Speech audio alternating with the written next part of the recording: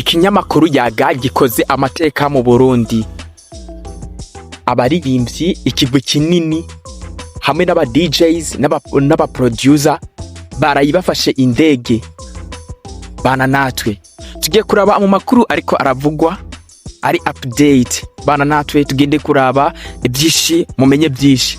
Harimwo abaririmbyi Dramati, Monia Frere, aho harimwo Mona Warda Mokenzi, harimwo Vania Eyes, D1, hakabaho producer producteur Agila, hakabaho na Joel, hakabaho n'umuririmbyi Fernando aye, Melanin boy, DJ Zinobino, hakabaho na umumenyesha makuru cyangise influencer Cabos for layer. Abo ni ikigwi kinini cyaraye gifashe indege bana natwe tugiye kumenya byinshi kuri aba. Ikinyamakuru yaga Burundi cyaraye aho byatanguye tubona DJ Fernando atwereka mu ka video karaho aho yaravuye yari yahawe ubutumire na yaga, mbese akatwerekamwo ko harimo itike y'indege, akatwerekamo n'utundi tuntu tugiye dutandukanye. Ndibaza iyo video yarasambaye kuri Facebook ngira warayibonye. Hakabaho na D1 nawe nyene bo yarabashe kuvyerekana. Rero amakuru ari karavugwa nuko ico kimenyesha makuru cakoranije aba baririmbyi bose mpejeje gusoma, mbese hamwe nabo ba producteur, abo ba producer, hamwe n'uwo mu DJs, n'uwo mumenyesha makuru layer Cabos layer 4G.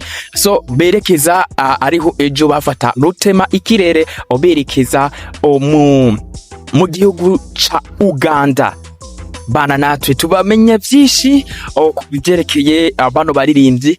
Ariko bafashe indege ku munsi w'ejo mu masaha yo kumugoroba, baraye bashitseyo rero muri ico gihugu ca Uganda, aho amakuru ariko aratohozwa neza bwatari gaho avuga yuko abo bagiye ari ikimenyesha makuru coba acabatumiye mbese mu rubanza bo bafise hari muri Uganda mu misi mu bihe byo kuruhuka.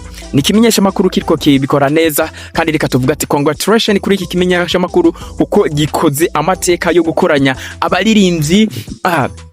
Harimwo ba Melanin boy, harimwo DJ harimwo Fernando, umenya n'ukungene bidacana wakana Melanin boy, bugabo bose baraye bashitse mu Bugande, aho tutaramenya neza na neza ati mbe ico kimenyesha makuru kuki catwaye abaririmbyi, kuki cegeranije bano baririmbyi. Ayo n'amakuru atarasohoka batarabasha gushira hanze, ariko vuba tugiye kubimenya aho nyene bamaze gushika muri ico gisagara ca Uganda. So reka tubibutse ko nga ari kuri TWENGAKO TV, kora subscribe mutarakora subscribe kugira uze urabona amakuru agezweho y'abastare n'ibindi bigiye bitandukanye. Komi Jimbi aka Mega Speaker Mr. Ndabivuga. So guys, reka ndabipfuritse ibihe byiza, urumva ko ari intambwe nziza kubimenyesha amakuru no muziki wacu uko ugiye utera imbere. Bamwe bakeka yuko banagiye kubamwo kuzosohoka n'indirimbo zigiye zitandukanye, kubera uravye no mugwi munini harimwo aba DJs, harimwo aba producteur, harimwo abakora imiziki, aho hashobora kuba hazovamwo amakorabo agiye atandukanye, kandi n'umugwi munini ugiye kuteramira nyene iyo mu Bugande. Bana natwe update uko zigenda ziza tugenda tubabashikiriza ani kuri TWENGAKO TV. Komi Jimbi aka Mega Speaker Mr. Ndabivuga. Hasta la vista, tubane no mu yindi saha mu yindi video.